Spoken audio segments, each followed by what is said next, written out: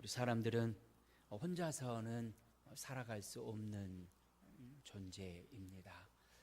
그래서 한문으로 사람 인자도 두 사람이 서로 기대어 있는 모습이 사람 인자가 되어집니다. 그래서 서로 의지하고 공동체를 이루며 삽니다. 그 공동체 안에는 여러 종류의 사람들이 있는데 세 종류로 나눠볼 수가 있을 것입니다. 있으나 마나한 사람, 차라리 없으면 더 좋을 것 같은 사람, 그리고 꼭 필요한 사람, 이렇게 나눠볼 수 있을 것입니다. 그래서 철학자 프란시스 베이컨은 이 세 종류의 사람들을 꿀벌과 같은 사람, 개미와 같은 사람, 또 거미와 같은 사람으로 비유하여 설명을 했습니다. 거미와 같은 사람은 남에게 해를 끼치는 사람입니다. 거미가 거미줄로 함정을 파놓고 이제 곤충을 잡아먹는 것처럼 이런 사람들은 다른 사람을 함정을 파놓고 끌어들이고 희생시켜서 자기 자신의 유익만을 추구하게 됩니다.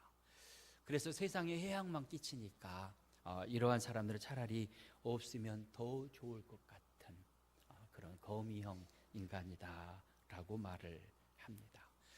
개미와 같은 사람이 있지요. 부지런합니다. 성실합니다. 그런데 자기 자신만을 위해서 살아가는 이기적인 사람이 개미형 인간입니다. 다른 사람의 것을 빼앗지는 않지만 다른 사람들에게 나누어 주지도 않는 그런 사람이죠. 그러니 자기만 잘 살면 되는 그런 있으나 마나한 사람이다라고 말합니다. 꿀벌과 같은 인간형이 있습니다.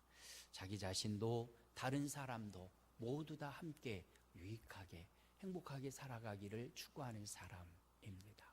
꿀벌이 이곳 저곳 옮겨 다니면서 꿀을 취하지만 그와 동시에 수분바지를 해줘서 그 꽃이 열매를 맺을 수 있도록 하는 곤충이 바로 이 꿀벌입니다. 그러니 나도 도움을 받지만 이웃에게 끊임없이 선을 베풀고 이웃을 도와주는 그러한 사람, 꿀벌과 같은 사람이다 라고 프란시스 베이컨이 정리를 했습니다. 교회 안에, 교회 공동체에도 역시 이 세 가지의 분류가 딱 어울릴 것 같아 보입니다. 거미와 같은 교인들이 있을 것입니다. 거미와 같은 교인들은 자기 자신을 섬기지 않습니다. 그러나 다른 사람들의 섬김의 열매는 받아 누리기를 바라는 사람이겠지요. 개미와 같은 교인도 있을 것입니다.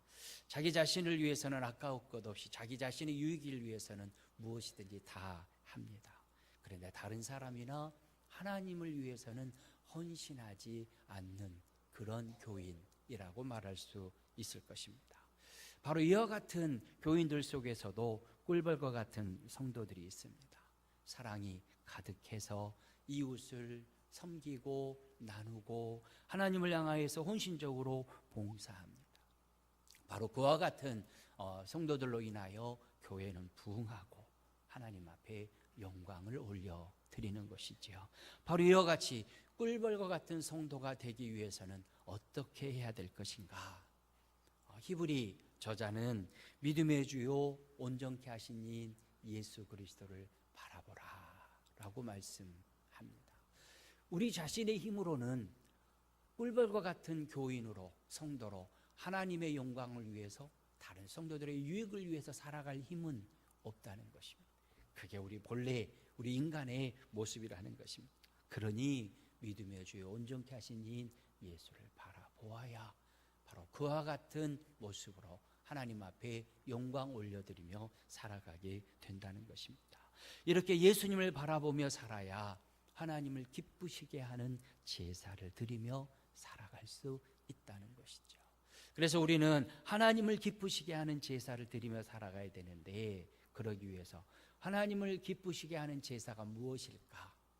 우리는 지난주에 찬송의 제사가 하나님을 기쁘시게 하는 제사다라는 것을 함께 나눴습니다.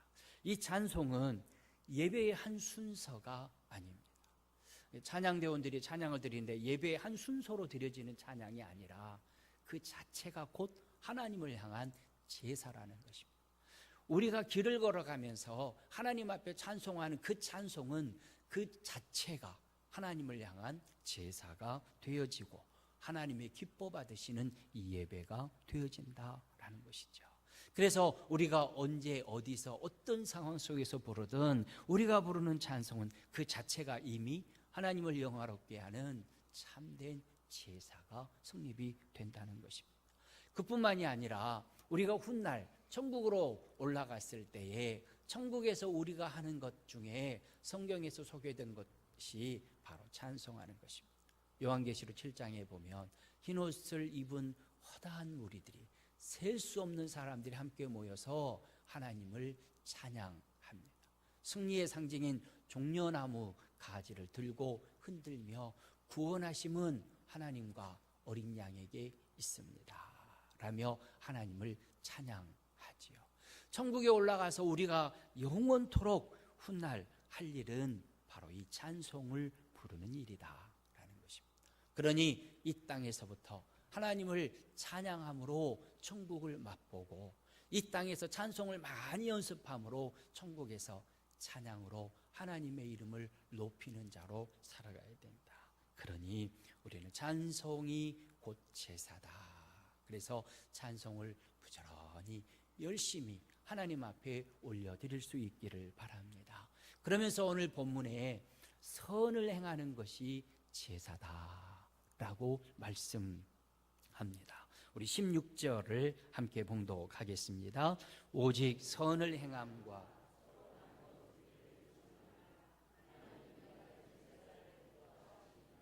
아멘. 선을 행하는 것과 서로 나눠주는 것을 하나님이 기뻐 받으시는 제사다라고 말씀합니다. 여기서 서로라고 하는 단어에 관심을 기울일 필요가 있습니다. 선을 행해도 서로 해야 된다. 서로 나누는 것도 서로 나누어야 한다라는 것입니다. 착한 일을 하는 것도 사랑을 하는 것도 서로 해야 그것이 하나님 앞에서 합당한 제사가 되어진다라는 것입니다. 만약 나는 사랑하지 않으면서 사랑만 받으려고 한다면 결국 실망이 커지고 그로 인해서 결국 갈등이 생겨날 수밖에 없는 것이죠. 그러니 우리 그리스도인들은 하나님을 향해서는 감사를 드리고 성도들을 향해서는 선을 행하되 서로 선을 행하고 사랑을 나누되 서로 열심히 그 사랑을 나누는 삶을 살아가야 합니다. 그것이 하나님께서 기뻐하시는 제사가 되기 때문에 그렇습니다. 우리가 전도 세미나를 가면 늘 듣는 얘기가 있지요. 새 가족이 교회에 와서 교회에 등록을 할 것인가 하지 않을 것인가의 결정은 5분 안에 결정이 난다고 합니다. 그리고 그 5분 안에 결정하게 된 중요한 동기는 친절한 성도인가라는 것입니다. 그러니 우리가 교회 안에서나 교회 밖에서나 항상 선을 행하고 친절히 행하는 것이 하나님께서 얼마나 기뻐하시는 일인가 그것을 알 수 있습니다. 그래서 우리는 언제나 선을 행하는 선행의 제사를 부지런히 드려야 하는 것입니다. 우리 예수님께서 보혈의 능력으로 우리를 구속하신 이유도 바로 이 선을 행하도록 하기 위해서 우리를 구속하셨음을 말씀하십니다. 디도서 2장 14절 말씀 우리 함께 봉독하겠습니다. 그가 우리를 대신하여 자신을 주심은 모든 불법에서 우리를 속량하시고 우리를 깨끗하게 하사 선한 일을 열심히 하는 자기 백성이 되게 하려 하심이라. 아멘. 이처럼 선한 일을 열심히 하는 것, 그것이 하나님을 기쁘시게 하는 제사라는 것입니다. 그리고 그것은 하나님의 백성이 된 것을 증명하는 것이 또한 선을 행하고 나누는 것임을 가르쳐 주는 것입니다. 그러니 우리가 이웃에게 선을 행하고 부지런히 섬기며 사랑으로 서로 나누기를 힘쓰는 것, 그것이 하나님을 기쁘시게 하는 예배의 되는 길이고 또 예배자로 살아가는 길이 되는 것입니다. 또한 하나님을 기쁘시게 하는 제사를 드린 사람은 그 이후로 어떻게 살아가야 할 것인가 구체적으로 몇 가지를 우리에게 말씀해 주시고 있습니다. 그 중에 하나가 인도자에게 순종하고 복종해야 된다라고 말씀합니다. 현대 사회의 문제점 중에 하나는 모두가 다 잘나고 모두가 다 똑똑하고 그래서 자기가 최고다라고 생각하는 것이 현대 사회의 문제점이다라고 말합니다. 그러다 보니까 순종하고 복종하라 하시는 오늘 본문의 말씀과 같은 것은 구시대적인 것이다. 2000년 전에 기록되었으니까 그런 것이지 지금 기록한다면 그렇게 기록하지 않을 것이다 라고 말하는 사람들이 있습니다. 그래서 요즘에 지도자에 대한 존경심은 찾아보기 힘든 사회가 되었습니다. 학교에서 가르치는 스승을 모독하는 학생들 신문 기사에 종종 등장을 합니다. 국가 지도자를 헐뜯는 백성들, 영적 지도자를 멸시하는 교인들, 참으로 많은 시대에 우리가 살아가고 있습니다. 그런데 하나님께서 세우신 지도자들, 세상의 정치 지도자든 교회 안의 지도자이든 모독하고 헐뜯고 멸시하는 것은 곧 하나님을 모독하고 멸시하고 헐뜯는 것과 똑같다. 바로 그것이 성경의 가르침입니다. 모세의 누이 미리암에게 하나님께서 진노하셨습니다. 그리고 나병을 걸리게 하셨습니다. 그 이유가 무엇이냐면 하나님께서 세우신 지도자 모세를 비방하고 모독했기 때문에 그와 같이 나병에 걸린 것입니다. 그런데 모세를 비방할 만한 이유는 있었던 것 같아 보입니다. 구스 여자와 결혼을 했기 때문에 그렇습니다. 그로 인하여서 어찌 모세 지도자여 그리 행했습니까? 라고 비방을 했는데 하나님께서는 그것을 하나님을 비방한 것으로 여기시고 나병을 걸리게 하신 것입니다. 오늘 본문 17절을 함께 봉독하겠습니다. 너희를 인도하는 자들에게 순종하고 복종하라. 그들은 너희 영혼을 위하여 경성하기를 정찬할 자인 것 같이 하느니라. 그들로 하여금 즐거움으로 이것을 하게 하고 근심으로 하게 하지 말라. 그렇지 않으면 너희에게 유익이 없느니라. 아멘. 여기서 너희를 인도하는 자들은 목회자를 가르칩니다. 그런 목회자의 말에 순종하고 복종하라 라는 명령의 말씀입니다. 순종이라고 하는 말은 인도자를 믿고 따르는 것이죠. 동의하고 믿고 따르는 것입니다. 그런데 복종이라고 하는 말은 내 의지, 내 감정, 내 생각 포기하고 인도자를 따라가는 것이 바로 복종이라는 말입니다. 그러니 인도자의 말을 믿고 따르라. 그런데 만약에 인도자의 말이 내 생각과 다르고 내 뜻과 다르다 할지라도 복종하고 따르라 라는 하나님의 명령의 말씀인 것입니다. 그러면서 인도자에게 순종하고 복종해야 될 이유 두 가지를 설명해 주시고 있습니다. 그 첫째는 인도자들이 성도들의 영혼을 하나님께로 인도하고 있기 때문에 그렇습니다. 그래서 하나님의 말씀 7절 13장 7절 말씀에 보면 하나님의 말씀을 너희에게 일러주고 너희를 인도하던 자들을 생각하며 라고 말씀합니다. 그러니 인도자는 하나님의 말씀을 성도들에게 전하고 선포하고 가르치는 일을 감당하고 있는 것입니다. 그러니 순종하고 복종하라라는 것입니다. 오늘 본문 7절 중반절에도 너희 영혼을 위하여 경성하기를 자신들이 청산할 자인 것 같이 하느니라 말씀하십니다. 여기서 경성이라고 하는 말은 혼란스러운 마음에서 벗어나 정신을 차리도록 타일르다 이런 의미를 경성이라고 하는 단어가 가지고 있습니다.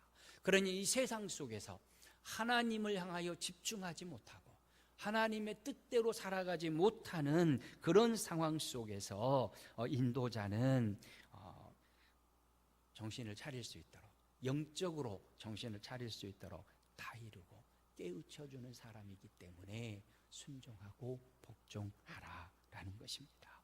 사도행전 20장 31절에서도 말씀합니다. 그러므로 여러분이 일깨어 내가 3년이나 밤낮 쉬지 않고 눈물로 각 사람을 훈계하던 것을 기억하라 라고 말씀하십니다. 이처럼 인도자는 경성하고 일깨우고 훈계하는 그런 역할을 감당하는 자이니까 순종하고 복종하라는 것입니다. 여기서 우리가 기억할 것은 인도자가 온전한 사람들이기 때문에, 또는 완전해서 흠이 하나도 없기 때문에 순종하고 복종하라 라고 명령하는 것이 아님을 기억해야 합니다. 그러면 왜 순종하고 복종해야 되느냐? 하나님께서 인도자로 세우셨기 때문에 그렇습니다. 아까 말씀드린 것처럼 모세에게도 비방받을 만한 일이 있었습니다. 그럼에도 불구하고 미리암을 징계하신 것은 하나님이 세우신 일꾼이기 때문에 그렇습니다. 그래서 하나님이 세우신 일꾼이 비방받을 일은 하나님께서 책임지시고 책망하고 가르치실 것이니 이제 백성들은 그 지도자를 따르라라는 것입니다.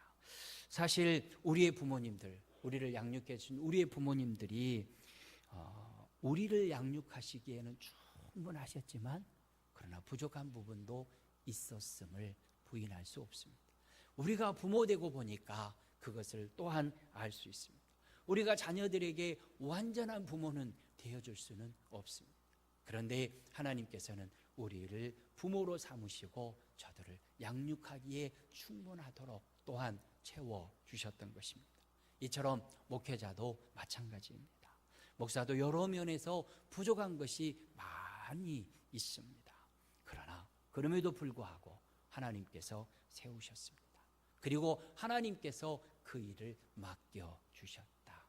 그래서 본문에 인도자들에게 순종하고 복종하라. 그것이 하나님을 기쁘시게 하는 제사를 드리는 사람의 마땅한 신앙생활의 자세다라고 말씀하시는 것입니다. 그리고 또한 그렇게 해야 될 이유가 인도자들이 근심으로 일하면 유익이 없기 때문이다 라고 말씀합니다. 17절 하반절이 그것을 말씀하시지요. 그들로 하여금 즐거움으로 이것을 하게 하고 근심으로 하게 하지 말라. 그렇지 않으면 너희에게 유익이 없느니라 라고 말씀하십니다. 그러니 인도자들이, 목회자들이 교회와 성도들을 섬길 때에 기쁨으로 즐거운 마음으로 섬길 수 있도록 하라라는 것입니다. 만약에 여러 가지 일들을 근심으로 하게 되어지면 교회와 성도들에게 유익이 없다라는 것입니다. 예를 들면 이렇습니다. 산모가 아이를 해산하고 젖을 먹입니다. 근데 아이에게 젖을 먹일 때 그 산모가 상한 감정으로 아이에게 젖을 먹이면 그 젖 먹는 아이가 탈이 난다라는 얘기들은 우리가 늘 하기도 하고 경험도 해봅니다. 그래서 임산부나 아이를 키우는 산모는 마음이 편안하게 해야 하는 것입니다. 그래야 잘 양육할 수 있고 또한 젖을 먹여서 잘 아이를 양육할 수 있기 때문에 그렇습니다. 목사도 마찬가지입니다. 목사의 마음이 상하면 인간인지라 그가 전하는 설교에 인간적인 내용이 섞여 나올 수밖에 없다는 것입니다. 설교는 하나님께서 오늘 이 시간 내게 주시는 말씀인데 인간 목사가 연약한지라, 마치 수돗물이 정수할 때는 가장 깨끗한 물이지만 녹슨 그 수도관을 통해서 나올 때는 녹물이 묻어 나오듯이 그렇게 마음 상한 설교자가 설교하게 되어지면 상한 음식이 되어지고 그로 인해서 그것을 계속 먹게 되어지면 교회와 성도가 시험에 들고 병에 들고 그로 인하여서 낙심의 자리에 떨어질 수밖에 없다는 것입니다.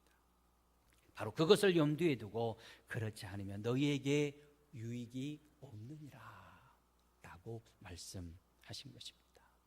사도 바울이 사랑하는 영적 아들 디모데를 고린도 교회로 파송을 할 때에 성도들에게 당부한 이야기가 있습니다. 그것은 디모데를 멸시하지 말아라 라는 권면입니다. 고린도전서 16장 10절 11절 우리 함께 봉독하겠습니다. 디모데가 이르거든 너희는 조심하여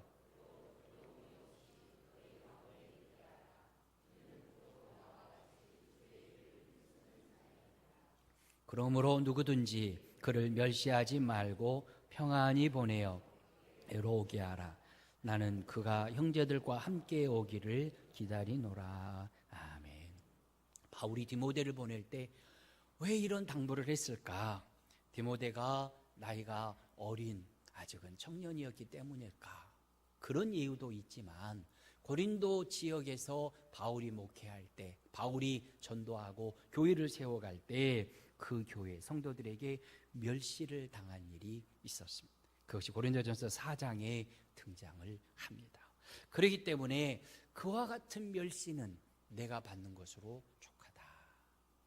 하나님의 뜻을 이루어드리기 위해서 디모데를 향해서는 그와 같은 일이 있어서는 안 된다라고 권면을 하는 것입니다.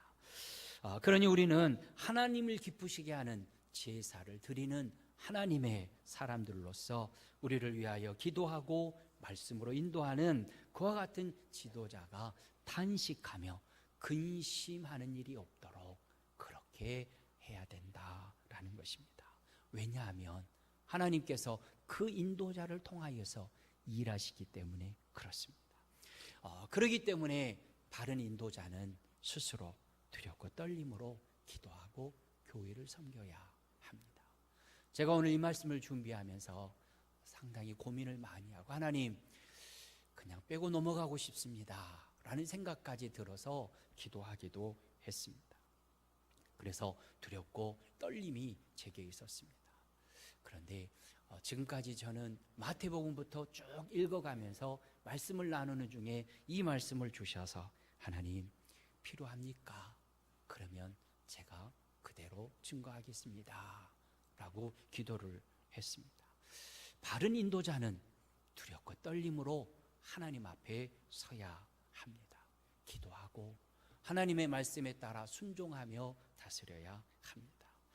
그와 동시에 늘 하나님 앞에서 부끄러움으로 서게 되어지죠. 사도 바울은 늘 염려하며 살았습니다. 선교 사역을 수행하던 중에 자지 못했고요. 줄이고 목마르고 춥고 헐벗었습니다. 그런데 바울은 그것 때문에 근심하고 그것 때문에 염려하지는 않았습니다. 헐벗고 춥고 그로 인하여서 참으로 힘들었지만 그것 때문에 근심하고 염려하지는 않았습니다. 오히려 자족하기를 배웠다라고 고백을 합니다. 그런데 그는 무엇을 염려했냐면 교회와 성도들을 염려했습니다. 고린도후서 11장 29절 말씀 우리 함께 봉독하겠습니다. 누가 약하면 누가 실족하게 되면 내가 애타하지 아니하리라. 아멘. 성도들이 믿음이 약해져서 예배에 빠지게 되어지면 그것으로 인하여서 염려했습니다. 지금쯤이면 성숙한 자가 되어서 마땅히 교회의 여러 부서와 여러 상황에서 봉사를 해야 할 것인데 봉사를 피하거나 게을리하게 되어지면 염려가 생기게 되어집니다. 또한 성도들끼리 불화하여 갈등이 있다라는 소식을 들을 때 또한 애타는 심정이 될 수밖에 없습니다. 바른 인도자의 모습이지요. 그렇게 하나님 앞에서 살아가며 기도하고 간구하며 하나님의 뜻을 이루기 위해서 힘쓰게 되어집니다. 그러니 성도 여러분들도 하나님 앞에서 늘 기도하며 바로 이와 같이 하나님의 뜻이 이루어질 수 있도록 순종하고 복종하는 자로 살아가는 것이 복을 누리는 비결인 것입니다. 오늘 어떤 분과 짧은 시간 이야기를 나눴습니다. 목사님 만나기 전에는 이렇게 하려고 생각을 했는데 목사님 만나고 나니 목사님 뜻대로 그렇게 하겠습니다. 그렇게 결정하고 나니 마음이 편안합니다. 당신의 생각은 여러 가지 생각이 있고 계획이 있고 여러 가지 바쁜 스케줄로 인하여서 그렇게 하는 것보다는 이렇게 하는 것이 좋겠습니다. 그런데 목사님 이야기 듣고 보니 그렇게 순종하겠습니다. 얼마나 하나님께서 보실 때 귀하게 보실지 감사하는 일이 있었습니다. 그래서 예수님은 순종하고 복종하라 라고 가르쳐 주시는 것입니다. 그리고 두 번째는 인도자를 위해서 기도하는 것이 하나님을 기쁘시게 하는 제사를 드리는 자의 삶의 모습입니다. 인도자를 위해서 기도하는 것은 참으로 중요한 일이죠. 출애굽해서 광야를 걸을 때에 피곤하고 다치고 나이 많아서 뒤처지는 사람들이 있었습니다. 그랬더니 이 아말렉 사람들이 아픈 공격하지 못하고 힘들고 지치고 병들고 나이 많은 뒤처져 있는 사람들을 공격했습니다. 그러니 모세가 언덕 위에서 내가 올라가서 기도할 거니 여호수아 너는 저들을 막아라. 그러면서 전쟁을 선포했습니다. 모세가 언덕에 올라서 기도할 때 손을 들고 기도하면 이스라엘이 이겼고 기도하다 힘들어서 손이 내려오면 아말렉이 이겼습니다. 그러자 아론과 훌이 돌을 갖다 놓고 모세를 앉게 하고 양팔을 붙들어서 함께 기도했습니다. 그랬더니 아말렉을 이기고 승리를 거둘 수 있었습니다. 바로 그와 같이 인도자를 위해서 합심하여 기도하는 사람이 하나님을 기쁘시게 하는 제사를 드리는 사람이라는 것입니다. 오늘 18절 19절 함께 봉독하겠습니다. 우리를 위하여 기도하라. 우리가 모든 일에 선하게 행하려 함으로 우리에게 선한 양심이 있는 줄을 확신하노니 내가 더 속히 너희에게 돌아가기 위하여 너희가 기도하기를 더욱 원하노라. 아멘. 18절에 기도하라. 19절에 기도하기를 더욱 원하노라 라고 말씀합니다. 그런데 아주 특이하게도 그 가운데에 기도를 당부하는 사이에 양심에 관한 이야기를 삽입해 놓고 있습니다.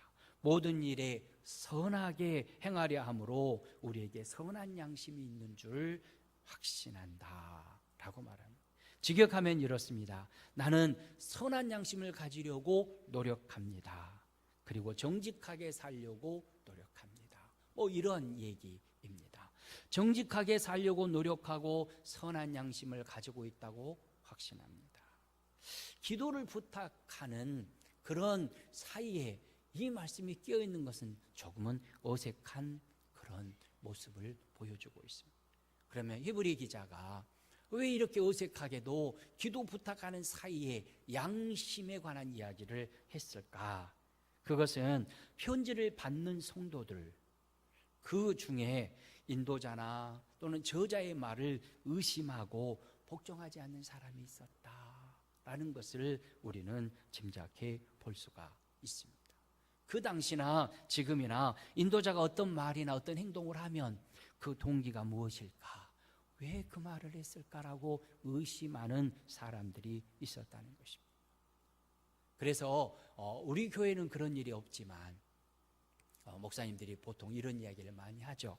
부잣집 찾아가서 신방하면 목사가 맨날 부잣집만 찾아가서 신방한다 하고, 가난한 사람을 찾아가서 신방하면 목사가 우리는 돌아보지 않는다 라고 말하고, 그러면서 여러 가지 의심을 하게 됩니다.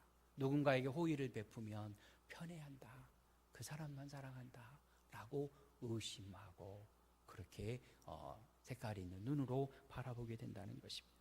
이와 같은 의심과 불편한 눈초리, 교회 안에 셀 수 없이 많이 예를 들 수 있습니다.